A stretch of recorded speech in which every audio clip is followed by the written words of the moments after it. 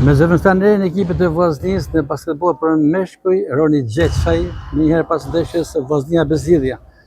Një humbje e thellë Xheçaj që në fakt asnjë si sa se kishin parashikuar, të njëjtën gjë edhe në kampin Lëzhan e theksuan një gjë të tillë. Ishte një ditë jo për ekipin tonë, ne që filluam me lojën në mënyrën më të keqe të mundshme, edhe mendoj që nuk arrit me kurrë më u fut në ndeshjen tonë. Normalisht na prit me një ndeshje komplet tjetër nga lojtarët tonë, po nganjëherë loja nuk shkon ashtu siç mendon. Përgëzimi i ekipit të Beslidhjes, pavarësisht se në kampin tonë duhet analizojmë pjesën e humbjes së ndeshjes edhe mënyrën e keqe të lojës që zhvilluam me ditën e sotme, por do të theksoj edhe mënyrën jo të drejtë të arbitrimit për të disa herë ndaj ekipit tonë, edhe me një shpërfillësi nga treshja e arbitrave, disa teknik, disa faula të padhëna, faula shumë thjeshta dhënë nga për ekipin e Beslidhjes. Mendoj që Beslidhja nuk ka nevojë për mbështetje, është fort vetë, edhe mendoj që duhet t'ia lajmë fushës lojës zhvillimin e ndeshjeve. Pikërisht për këtë element dhe ju personalisht si rrallë herë ju kemi parë kaq reagues në vendimin e arbitrit, edhe për këtë fat u ndëshkuat në teknik. Shiko, loja në atë pikë që po ndikonin arbitrat ishte pothuajse e mbaruar, edhe nuk kishte nevojë për mbështetjen e arbitrave. Kështu që unë mendoj që e para nuk vlerësohet ndeshja Vllaznia Beslidhja, vjen vetëm një arbitër ndërkombëtar, ndryshe nga herë tjera që ka pas 3 arbitra ndërkombëtar. Unë nuk e di kush i cakton pjesën e arbitrimit, por mendoj që duhet më dhënë rëndësi ndeshjeve dhe të zhvillohet gara e drejtë. Nuk po kërkon kush, nuk thamë që mund të fitoshim, por merrnim hakun ton.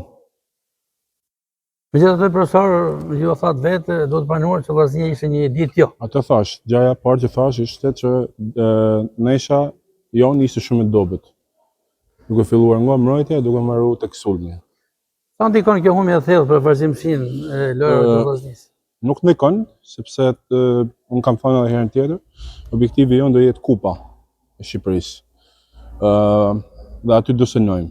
Kurse për pjesën e kampionatit do synojmë play-offin dhe nëse do arrijmë play-offin, pastaj do shohim për vazhdimsinë. Ku luhet ndeshja e ardhshme për Vllaznin? Ndeshja e radhës luhet në Pogradec ndaj ekipit të Skënderbeut të Korçës. Me pretendime? Me pretendime. Do shkojmë për fitore, edhe të rikthehemi te rruga e fitoreve dhe ta mbyllim këtë vit me fitore. Pas asaj do zhvillojmë një ndeshje në shtëpi me Kamzën dhe kaq do kemi për këtë vit.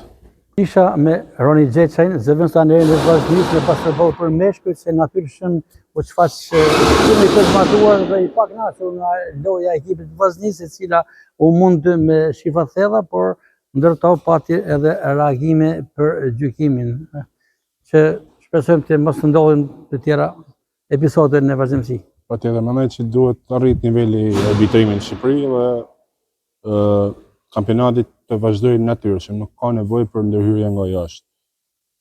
Kaq është komenti im, nuk kam asnjë lloj komenti tjetër. Mendoj që ne duhet të fokusohemi tek dobësitë tona dhe të shohim përpara.